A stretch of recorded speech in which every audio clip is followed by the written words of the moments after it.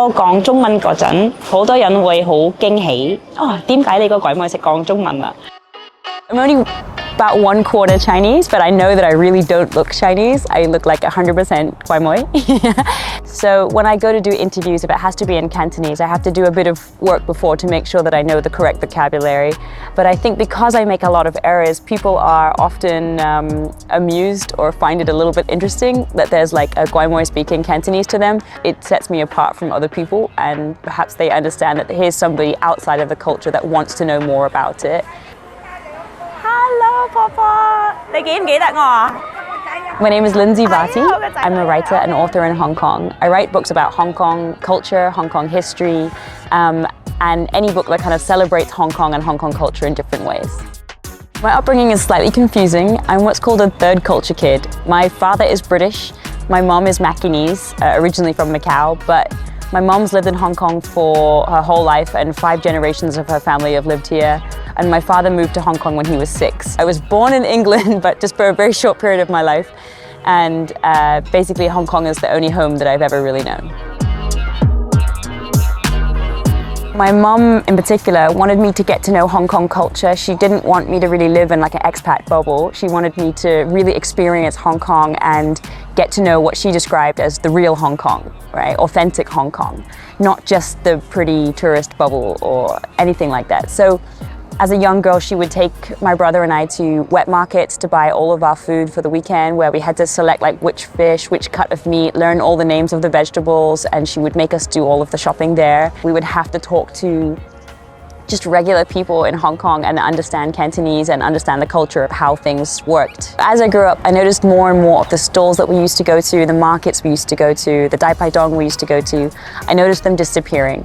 So it was really then that I wanted to try to document the people that ran those stalls and their stories before it was too late. Because I feel like so often we talk about history in a way that's like, oh, that's so sad that it's gone. I wish I'd learned more about it when it was here. I wish I'd seen it. I wish I'd, talked to this person before they passed away or disappeared. So I didn't want to wait for these things to disappear. I wanted to really capture those moments and those stories whilst we still had the chance in Hong Kong. It's a weird thing to talk to strangers in Hong Kong. And again, I think that's where me not being Hong Kong Chinese totally almost came in as an advantage, because they could accept, okay, this random Kwai Moi wants to ask me some questions, right? Maybe that was a way of getting talking to these people. For everybody that I did interview, I bought something small from their stall, or I tried their service. So whether it meant that I got a bamboo steamer made, or a bamboo bird cage made, or I got my shoes shined, or I, got my hair cut by a Shanghainese barber, I tried everything. And I think that earned some respect from the people, the craftsmen and women running these stalls. I also would explain to them as much as I could why I was writing this, because I believed not that they were, the dying trades of Hong Kong. This is a very negative way of looking at it. I wanted to show them in a really positive light. I would tell them like, 我覺得你好代表香港嘅文化嘅嘢係咧. So I would really try to express that I saw them in a positive light, and I wanted to capture their stories, to sort of share their stories with other people. Most of the people I interviewed were in their 80s, some of them in their 90s, and I would ask them, why do you keep working? You can stop, your children can support you, you can rest, right? But everyone I interviewed said that they didn't want to do that, because they wanted to contribute to society, and they wanted to have a reason to get up in the morning and a place to go and a community to belong to within their work environment.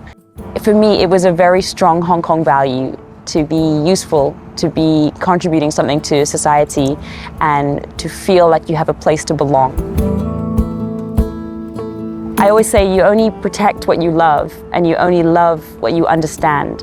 So in my exploration of Hong Kong and the research that I've done, I found a greater understanding and therefore a greater love for Hong Kong. So I just wanted to share that with other people, whether they're Hong Kongers or tourists, whoever you may be. If you're living in Hong Kong or staying in Hong Kong for any time, just to share those stories of Hong Kong.